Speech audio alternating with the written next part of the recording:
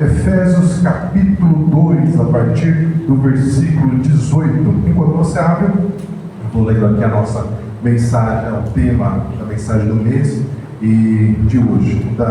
Do mês é uma igreja edificada na aliança, e o tema de hoje é de estrangeiros a moradores do reino de Deus. Efésios capítulo 2, a partir do versículo 18, está escrito o seguinte: porque por Jesus ambos temos acesso ao Pai. Ambos aqui, ele está falando tanto dos judeus quanto dos gentios.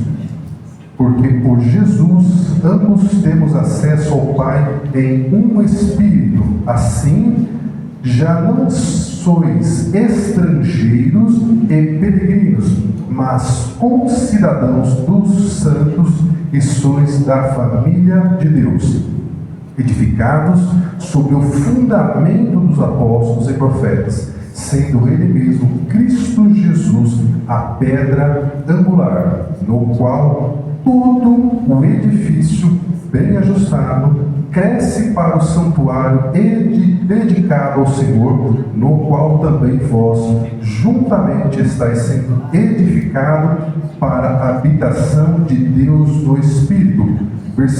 Capítulo 3, versículo 1. Por esta causa, eu, Paulo, sou o prisioneiro de Cristo Jesus por amor de vós, gentios. Até aqui. Aleluia. Então, vamos relembrar alguns conceitos simples e básicos para ampliar o nosso entendimento e a nossa compreensão desse texto. Lembrando que Paulo era um homem que tinha uma formação muito boa. Ele foi criado aos pés de Gamaliel, que significa que ele estudou, tendo como seu professor a pessoa mais inteligente da sua época, e ele então traz textos que por vezes a gente não compreende numa leitura inicial. E até o apóstolo Pedro comenta isso, né? Lembrando que Pedro era um pescador, um outro extremo, né? E ele diz, Paulo escreve umas coisas que é difícil da gente entender, né? E de fato. Então, primeira coisa, o que é um estrangeiro? Um estrangeiro é alguém que sai do seu país e vai viver em outro país. E parece muito bonito quando a gente ouve as pessoas nas redes sociais dizendo: olha, eu me mudei para o Canadá, me mudei para os Estados Unidos, me mudei para a Europa, etc e tal. Mas, meus irmãos, toda mudança ela tem um preço. Ela tem um custo, e eu não estou falando apenas de dinheiro, estou falando de um custo emocional. Você tem que se adaptar a uma nova realidade, a um novo povo, a uma nova cultura. Você na maioria das vezes, colocado na situação de estrangeiro pelas pessoas que moram no lugar. E nós temos em Maringá muitos estrangeiros que vieram morar na nossa cidade, porque no país que moravam haviam problemas, então eles decidiram vir para o Brasil. Então, o estrangeiro é essa pessoa que ela muda de país. E o peregrino é uma pessoa que também viaja, mas não necessariamente para um outro país. O peregrino é um que viaja por causa da sua fé. É muito comum entre os católicos fazer as peregrinações, ir até, por exemplo, Aparecida, pagar promessa, aquelas coisas todas que a gente entende que isso não tem base bíblica, mas a gente respeita lá a maneira deles pensar. Então, a primeira coisa que o apóstolo Paulo diz é que a partir do momento que nós entramos para a família de Deus, nós não somos mais nem estrangeiros, nem peregrinos. Nós somos todos irmãos, cujo Pai é Deus, o Senhor. E Jesus é o nosso irmão mais velho. Então, essa construção parece uma coisa simples, mas é muito importante, porque nós, ser humano, nós temos uma natureza que nos faz querer ser diferente das pessoas e separar as pessoas. A gente vê isso já na escola, quando as crianças são pequenas, aí tem o magrinho taxado de magrinho, o gordinho porque é gordinho, que usa óculos é 4 olhos, e por aí vai. A gente tem essa coisa, E com os adultos não é diferente. nós temos essa questão de diferenciar as pessoas. E talvez um exemplo mais forte para nós seja a questão com os argentinos, né? Toda vez que tem uma partida de futebol da seleção brasileira, a gente não quer perder para nenhum time, mas se a gente perder para a Argentina, parece que perde 10 vezes, né? Por quê? Por causa dessa coisa que a gente tem. Então, o apóstolo Paulo está dizendo que nós não somos mais nem estrangeiros, nem peregrinos. Agora, essa carta, eu terminei de ler no capítulo 3, dizendo que Paulo estava preso. E é muito interessante isso porque a gente vê aquilo que Deus faz na vida de homens e mulheres de Deus que estão registrados na Bíblia, e a gente tem, num primeiro momento, uma falsa impressão que essas pessoas não têm problemas, que elas não passaram por dificuldades. E o apóstolo Paulo está dizendo aqui que no momento que ele escreveu essa carta para as pessoas que moravam na cidade de Éfeso, ele estava preso em Roma. Eu tive o privilégio de conhecer o local que ele esteve preso nessa ocasião, e era uma casa de esquina, e a casa, ao longo do tempo, evidentemente, né,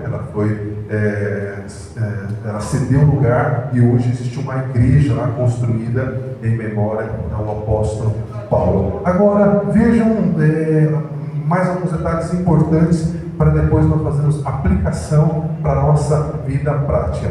O apóstolo Paulo, ele está escrevendo para as pessoas que moram na cidade de Éfeso. Por quê? Porque em algum momento no passado ele esteve nessa cidade e lá ele morou durante 3 anos. É com certeza o lugar em que Paulo ficou mais tempo pregando o Evangelho. E era uma cidade muito importante. Você sabe onde fica a cidade de Éfeso? Eu espero que não. Se você souber, você vai me assustar, porque você está tendo muito conhecimento. Esse tipo de informação é só o pastor mesmo que tem, né? Éfeso fica na Turquia, e naquela época ela era dominada pelo Império Romano, e na cidade de Éfeso, ali perto, existe um porto. Então todas as cidades do mundo, ainda hoje, que tem um porto, ela é uma cidade importante, porque através dos navios, o transporte de alimentos, de mercadorias é muito barato, né? É muito caro, por exemplo, transportar as coisas por caminhão, que é o que acontece no Brasil. Então, em outros países, isso é feito por trem, quando não tem mar ou rio. E lá, então, por conta de ser uma cidade que tinha porto, era uma cidade muito importante e tinha em torno de 200 mil a 250 mil habitantes na cidade. Então imagine que era mais ou menos metade do tamanho da cidade de Maringá. É bastante gente, né? E lá, meus irmãos, tinha também outras características, né? Uma dessas características é que essa cidade de Éfeso, ela fica na Turquia, e Paulo também nasceu na Turquia. Então veja, né? A gente tem uma impressão que talvez fosse até perto, mas hoje, se você for da cidade de Tarso, onde Paulo nasceu, para a cidade de Éfeso, que ainda tem lá as suas ruínas, né? Seria mais ou menos 10 a 12 horas de carro, mais ou menos uns 900 quilômetros. E naquela época em que o apóstolo Paulo esteve na cidade de Éfeso, o Evangelho... obrigado, meu irmão, Deus abençoe, que o Senhor me retribua o seu galardão, porque isso é bíblico, né? Quem der de um copo de água receberá galardão. Obrigado, meu irmão. Então a cidade de Éfeso recebe o apóstolo Paulo, e naquela época o Evangelho ainda não era conhecido como Evangelho, ele era conhecido como os seguidores do caminho, porque Jesus disse: eu sou o caminho, a verdade e a vida. Então durante muito tempo a palavra de Deus foi conhecida como o caminho. Então quando ele chegou lá e começou então a falar sobre o caminho, só existia em Éfeso em torno de 12 pessoas que eram cristãs e que não tinham sido ainda batizadas com o Espírito Santo, porque tinham sido batizadas apenas no batismo de João Batista. Então Paulo ora por essas pessoas e o Espírito Santo desce sobre eles, e diz então que eram 12 pessoas, curiosamente o mesmo número de discípulos. Mas Paulo ele tinha uma estratégia. Todas as vezes que ele chegava numa cidade, a primeira coisa que ele fazia era ir até uma sinagoga, que era uma espécie de igreja dos judeus, onde eles se reuniam para ler, né, o Antigo Testamento. Então ele primeiro se dirigia a essas pessoas, primeiro, que eram judeus, né, e já tinha lá pensamento próprio, né, de buscar a palavra de Deus, estudar sobre Deus. Então era mais fácil falar sobre essas pessoas, e foi assim que Paulo também fez em Éfeso.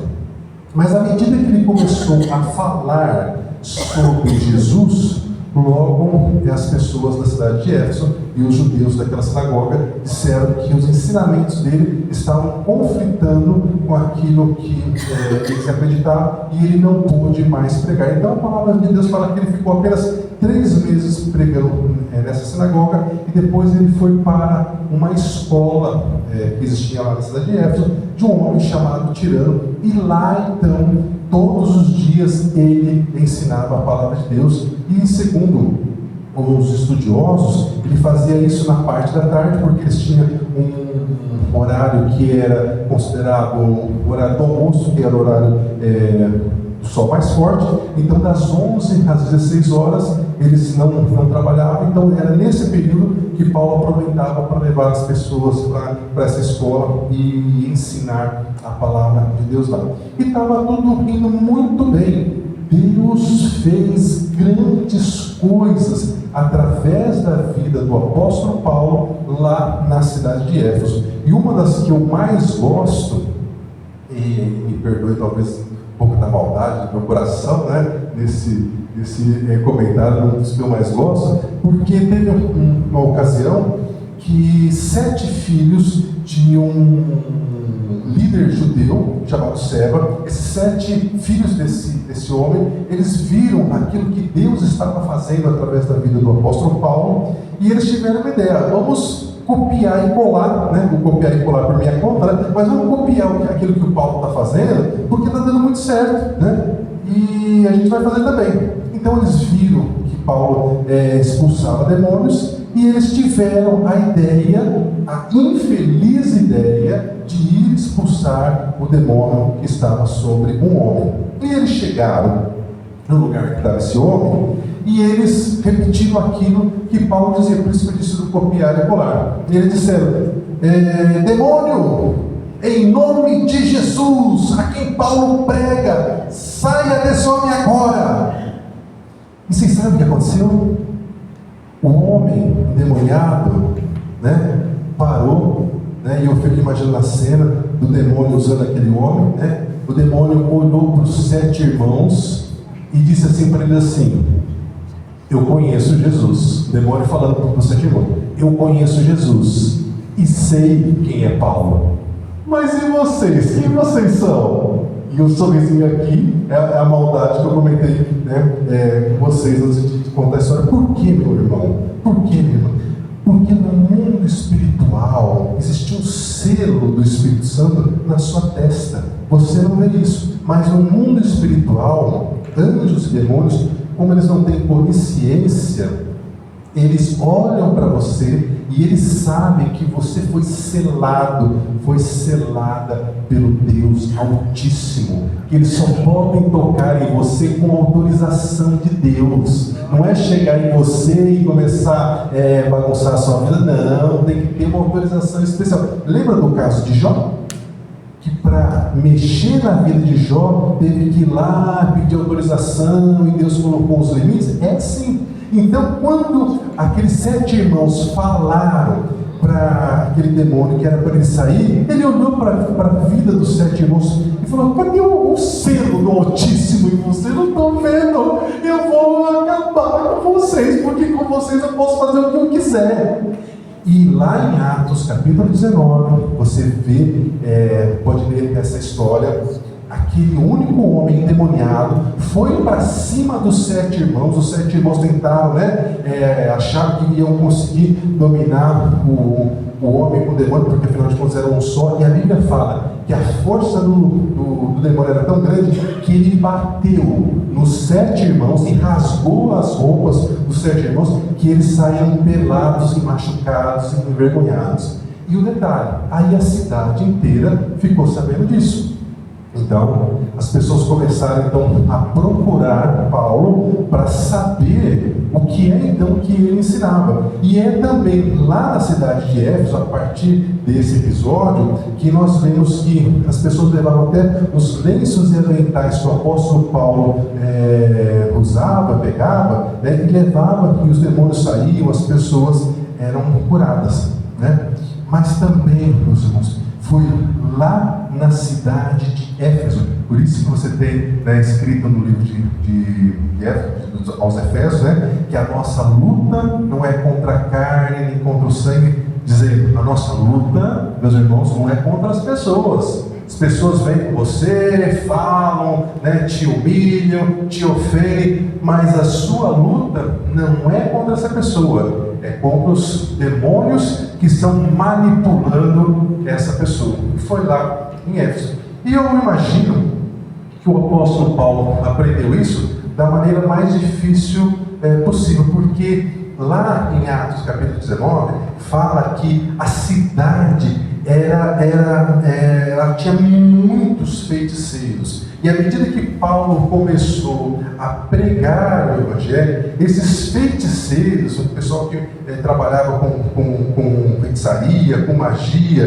né, com tudo aquilo que era de ocultismo, eles começaram a se converter. E uma das coisas que eles começaram a fazer é pegar os seus livros, né, porque toda pessoa que mexe com isso tem lá os livros com seus encantamentos, como é que tem que fazer, aquela coisa toda, e eles levaram então para a praça pública para começar a queimar. E a Bíblia fala que a quantidade de livros de feiticeiros que foram levados dava em torno de 50.000 moedas de prata. Então, uma verdadeira fortuna por causa disso.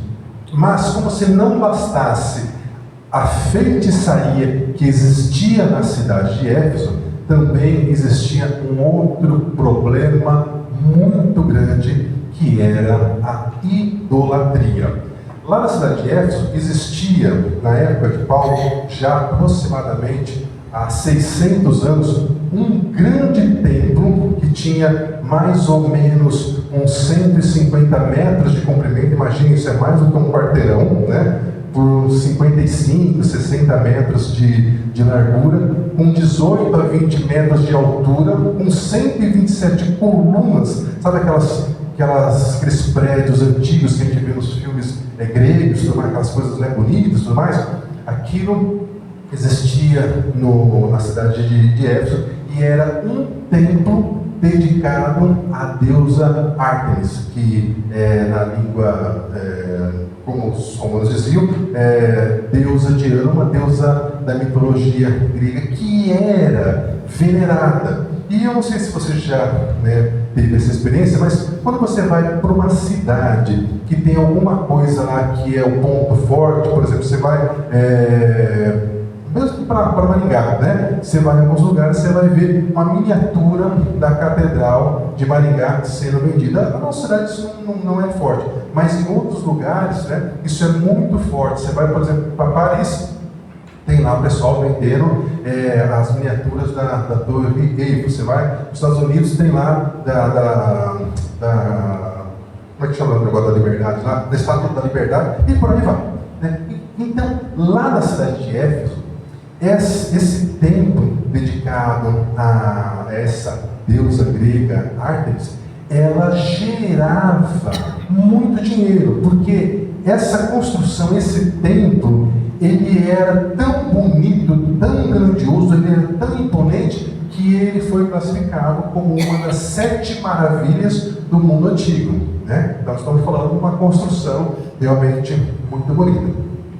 E Paulo começa a pregar e começa a dizer, olha, um Deus que é feito por mãos humanas, ele não é um Deus de verdade. Essa deusa Artemis, ela não é uma deusa. E ele começou a pregar, e as pessoas começaram a entender. E o comércio, a venda das miniaturas do templo e da própria deusa, começou a minguar. e aí afetou o comércio, afetou o dinheiro. Então, o pessoal que produzia essas miniaturas se reuniram lá, fizeram uma revolta e então colocaram a cidade inteira contra Paulo.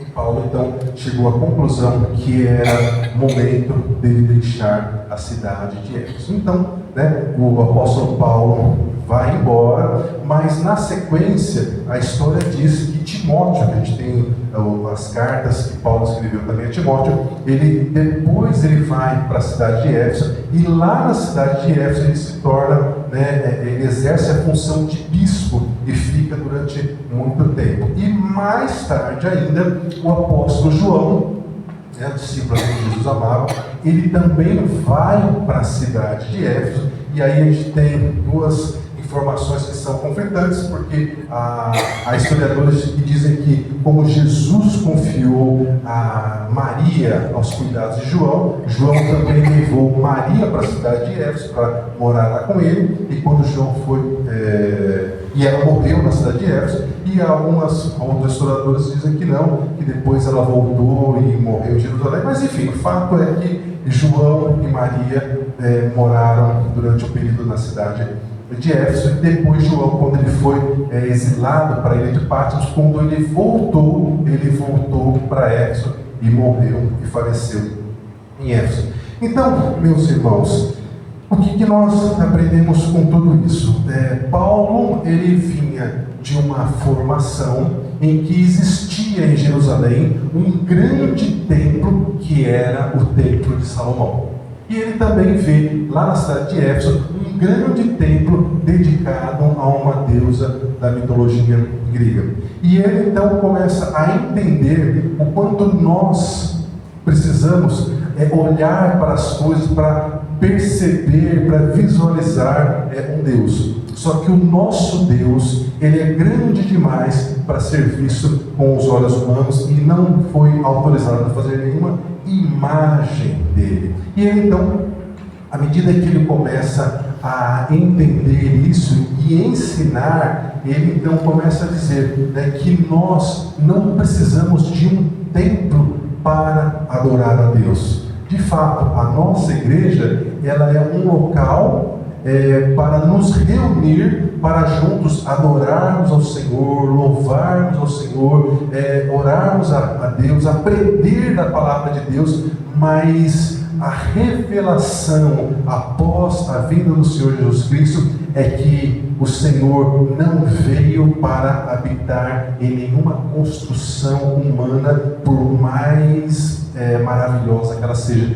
Ele veio para habitar no nosso coração. Isso é um mistério que a gente só vai conseguir entender quando nós estivermos junto com o Senhor. Mas isso nos conforta, porque nós agora podemos, em qualquer lugar que nós estivermos, seja na nossa casa, trabalhando na cozinha, deitado antes de dormir, no trabalho, andando, viajando, nós podemos elevar o nosso pensamento a Deus e falar com o Pai, porque Ele não está distante, Ele está habitando em nós. E é por isso que à medida que você vai recebendo entendimento, revelação da palavra de Deus, o próprio Espírito Santo vai dizendo para você que existem coisas que você precisa parar de fazer, porque são coisas que não agradam a Deus. Não sou eu como pastor que vou dizer, olha, você não pode fazer isso, você não pode fazer aquilo. É o próprio Senhor que vai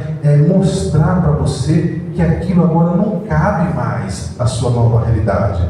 E é Ele que vai te convencer. E à medida que Ele vai te convencendo, você vai mudando. E nós, meus irmãos, de fato, precisamos mudar. Porque nós chegamos na família de Deus deformados. Porque o mundo nos destrói, as pessoas pisam na gente, sempre vão dizer que nós não somos bons o suficientes. Às vezes isso acontece dentro da nossa própria casa, dentro da nossa própria família, pai, mãe que fala que o filho não presta, que não vale nada, ou quem já é casado, o marido, a esposa que diz que o outro não é nada. Então, quando nós chegamos no reino de Deus, Deus precisa nos curar e depois de nos curar, né, e nem sempre essa cura é automática, por vezes é um processo, Deus também vai trabalhando em nós para que nós possamos entender que coisas, hábitos, atitudes, maneira de pensar, maneira de reagir que nós temos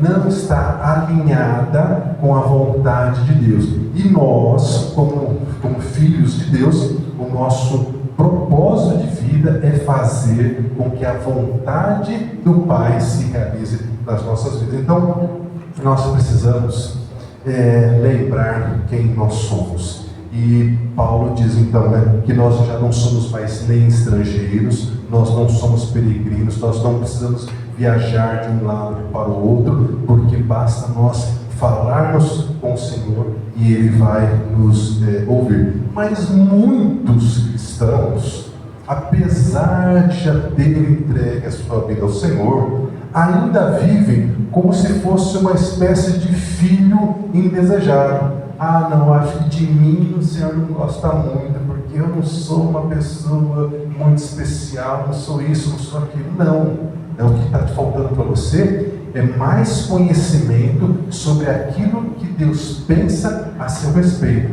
E como é que você vai descobrir isso? Lendo a palavra de Deus. Como, por exemplo, o Salmo 139, que diz que quando você estava no ventre da sua mãe, o Senhor escreveu os planos que Ele tinha para você. E é claro que Ele sabia os planos que você iria escolher, que não estariam alinhados com os planos dele. Mas ainda assim, Ele te dá o livre-arbítrio para que você tenha as suas próprias experiências e decida, em algum momento, viver os planos que Deus tem para você. Porque os planos dele são muito melhores do que os meus, do que os seus, porque Ele sabe aquilo que é melhor para nós. Então, meus irmãos, nós não estamos firmados numa fé qualquer. O apóstolo Paulo disse isso no texto que nós lemos. Nós estamos firmados nos fundamentos dos apóstolos, dos profetas. Nós estamos edificados sobre a pedra angular, que é um jogo de palavras aqui, né? Uma linguagem da construção, que é uma espécie de alicerce, onde toda a construção está firmada nessa pedra angular. E ele diz então que nós estamos edificados. Se você pensar em qualquer construção, a construção dessas paredes, você vai ver que não existe apenas um tijolo. Existem vários tijolos. Se a gente se comparar com tijolos, a gente tem que levar em consideração que nós não podemos viver sozinhos. Nós precisamos viver em uma comunidade, Nós precisamos permanecer unidos, porque, como já diz o ditado popular, unidos nós somos mais fortes. Separados nós somos alvos frágeis. É como o famoso exemplo do carvão, né? Você está fazendo lá um churrasco, o carvão está vermelhinho, está emitindo calor, aquela coisa lá. Você tira uma brasa vermelha e coloca fora, ela vai perdendo brilho, daqui a algum tempo ela já está fria. E assim acontece conosco também, com o cristão. E o apóstolo Paulo diz que todo edifício precisa estar bem ajustado. Se tem uma coisa que nós não estamos, de uns tempos para cá, é ajustados. Por quê? Porque é tanta embate na nossa mente, nas nossas emoções, que a gente não consegue ficar ajustado. É tanta aflição, é tanta luta, é tanta ansiedade, é tanto isso. O Dr. Augusto Cury, talvez o psiquiatra mais famoso de todos os tempos do Brasil, diz que nós vivemos a síndrome do pensamento acelerado. E isso causa estragos no relacionamento familiar, isso causa estragos na vida profissional, isso causa estragos em todas as áreas. Por quê? Porque a gente não consegue ter controle e a gente sai fazendo coisas que não deveria e depois as consequências são muito graves, muito grandes. Então, nós precisamos estar bem ajustados. E como é que a gente vai então conseguir estar bem ajustados?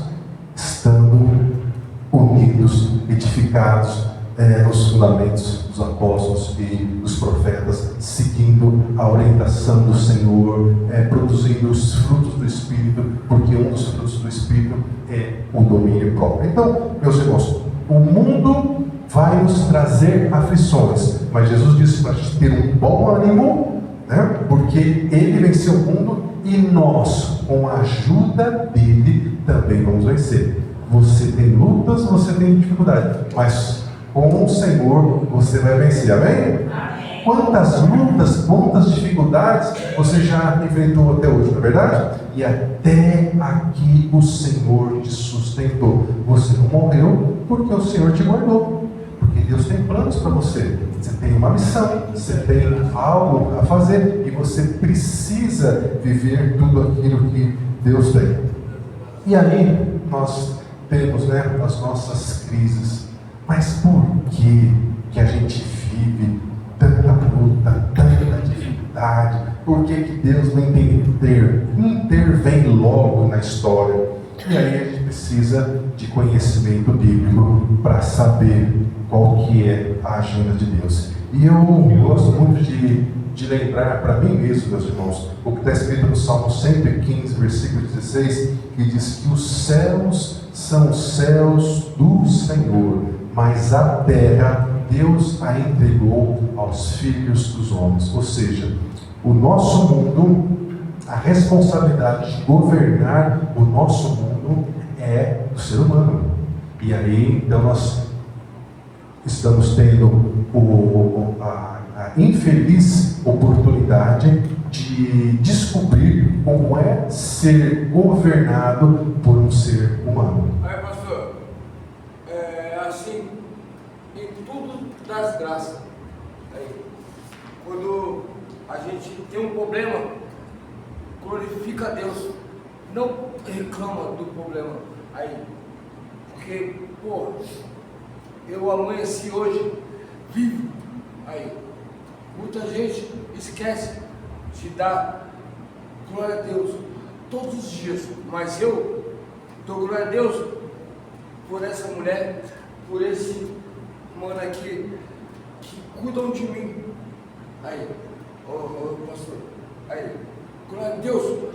Glória a Deus, glória a Deus. Você disse mesmo, nós passamos por lutas, nós passamos por dificuldades, mas se nós temos conhecimento da palavra de Deus, se a palavra de Deus está firmada no nosso coração, como diz a música, nós vamos passar pela prova dando glória a Deus, porque nós sabemos que no final da história nós seremos mais do que vencedores. Você será mais do que vencedor. Então, o que você tem que fazer? Você não pode se abalar. E eu quero, para encerrar a nossa reflexão de hoje, meus irmãos, contar uma pequena história de decepções. Porque a gente espera coisas das pessoas, a gente se decepciona quando aquilo que a gente espera não é realizado. E nem sempre a pessoa vai adivinhar que você tinha uma expectativa, que você esperava que ela fizesse algo para você. Um casal de missionários, eles passaram mais de 30 anos num determinado país da África, pregando a palavra de Deus, fazendo discípulos, ensinando, fazendo tudo o que tinha que fazer. E aí então, quando eles completaram esses 30 anos, eles já estavam com a idade avançada, eles decidiram então voltar para o seu país e voltaram de navio. E à medida que eles chegaram no porto, eles estavam viajando na terceira classe, então, primeira classe desce primeiro, depois segunda classe, a terceira. E quando quando o navio encostou, eles ouviram música, o pessoal tocando, fazendo festa. Eles falaram, nossa, deve ser um pessoal da nossa igreja que eles vieram para nos receber, para nos honrar por tudo aquilo que nós vivemos esses anos todos como missionários, que eles eram de uma igreja bem grande, que tinha em várias partes do mundo. Então, eles esperaram, e quando eles desceram já tinha acabado a música, já tinha acabado aquela alegria, e não tinha ninguém na igreja deles para recebê-los. Eles foram embora para casa, e os dois estavam muito chateados, muito decepcionados. E aí eles guardaram as malas, aquela coisa toda, e o marido falou para a esposa assim, olha, eu vou dar uma volta aqui no quarteirão, vou caminhar um pouquinho, porque eu estou muito decepcionado com os irmãos da nossa igreja. Que absurdo, que falta de honra por todo o trabalho que nós fizemos, levando, afinal de contas, o nome da nossa igreja para lá, aquela coisa toda, e sair decepcionado. E foi andar para se parecer um pouco, e andou, né?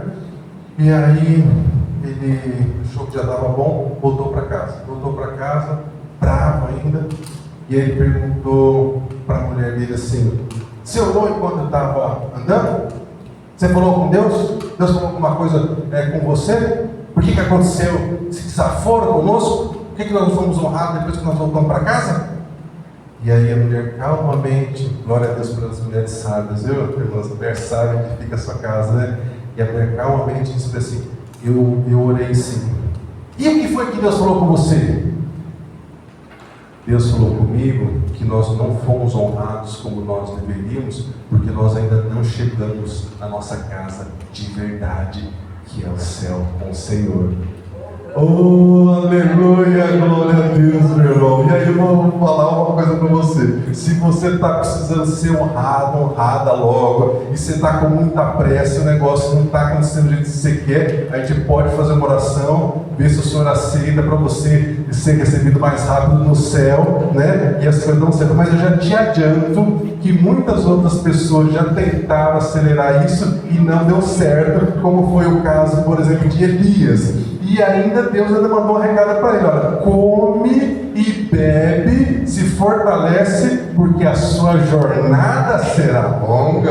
Aleluia, glória a Deus. Então, meu irmão, minha irmã, se você está passando por lutas e por dificuldades, tenha certeza que todos nós estamos, cada um de acordo com a sua realidade. Em alguns momentos a nossa luta é mais pesada, parece que a gente não vai aguentar, parece que a gente vai morrer, que aquilo vai acabar com a gente, mas Deus está sustentando você e vai continuar fazendo isso por todos os dias da sua vida. Então, meu irmão, Deus não te deixou sozinho, não te deixou sozinha, Deus nunca vai fazer isso, e você precisa entender quem você é no mundo espiritual, quem você é na família de Deus. E para nós fecharmos essa reflexão, meu irmão e minha irmã, a cidade de Éfeso também é citada nas famosas 7 cartas de Apocalipse, e penso eu que é uma ótima oportunidade para nós perguntarmos para nós mesmos se nós não estamos nos identificando com a igreja de Éfeso quando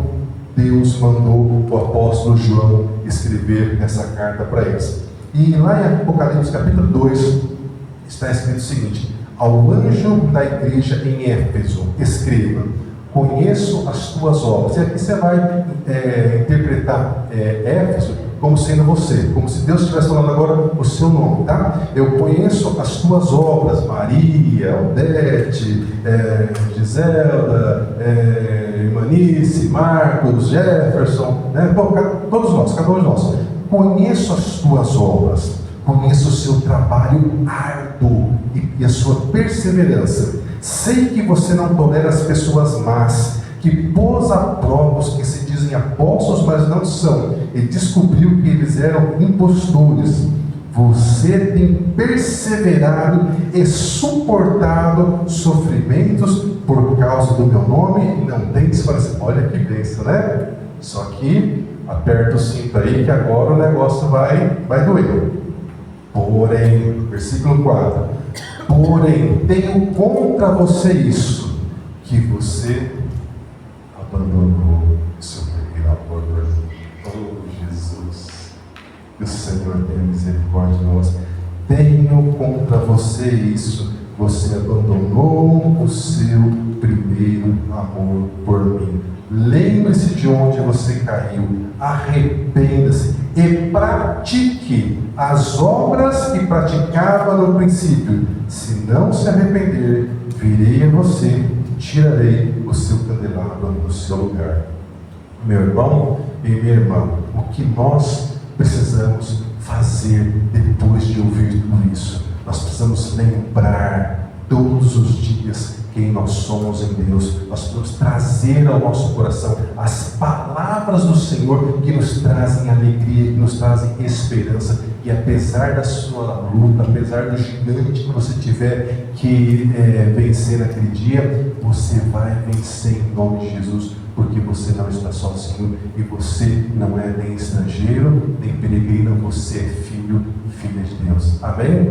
Então, levante-se por favor, vamos orar, vamos clamar ao Senhor para que o Espírito Santo fale mais ao seu coração sobre essa palavra e que Ele traga uma revelação especial a você, para que você, de fato, nunca perca esse primeiro amor. Pai amado, nós agradecemos pela revelação da Tua palavra, nós agradecemos pelo privilégio de poder aprender mais do Senhor, aprender dos planos que o Senhor tem para nós como pessoa e também como família da fé. E pedimos, Pai, que o Senhor nos ajude, que o Teu Espírito Santo se revele mais a nós, para que nós possamos viver todos os planos que o Senhor tem para nós, que possamos realizar as obras que o Senhor espera que nós venhamos a realizar, que nós jamais, Pai, venhamos a perder o nosso primeiro amor, apesar das lutas, apesar das dificuldades, apesar das armadilhas do inimigo. Nosso coração, Pai, precisa estar fervendo de amor, de calor pelo Senhor. Nós queremos sentir sempre conosco em todos os momentos, e nós também clamamos, Pai, nesse momento pela nossa família, pela nossa casa, por aqueles que não Te conhecem, por aqueles que Te conheceram um dia, mas hoje estão longe dos Teus caminhos. Pai, nós clamamos ao Senhor, clamamos também por aquele rapaz que esteve aqui no culto, Pai, que o Senhor continue a falar no coração dele, porque se o Senhor o trouxe aqui, porque certamente o Senhor queria que ele ouvisse algo daquilo que ele ouviu, e que o Teu Espírito também o faça cair em si, como caiu em si aquele filho pródigo. Senhor, nós agradecemos por tudo aquilo que o Senhor tem nos dado, pelos Teus livramentos, por aquilo que nós sabemos e por aquilo que nós nem imaginamos. E pedimos que ao longo dessa semana, que o Senhor guarde os nossos pensamentos, que o Senhor guarde as nossas emoções, e que nós possamos ser bem-sucedidos em tudo aquilo que tocarmos, porque a Tua palavra garante que tudo aquilo que as nossas mãos tocarem, elas serão bem abençoadas. Nós oramos, Pai, agradecidos no nome santo de Jesus, e que o Teu grande amor, a graça do Senhor Jesus e as consolações do Teu Espírito Santo estejam com o Teu povo hoje, sempre e eternamente. E o povo de Deus diz amém, glória a Deus. Vamos aplaudir o Senhor pela semana de vitória em nome de Jesus. Antes de sair, cumprimente o seu irmão e tenha um tempinho de comunhão.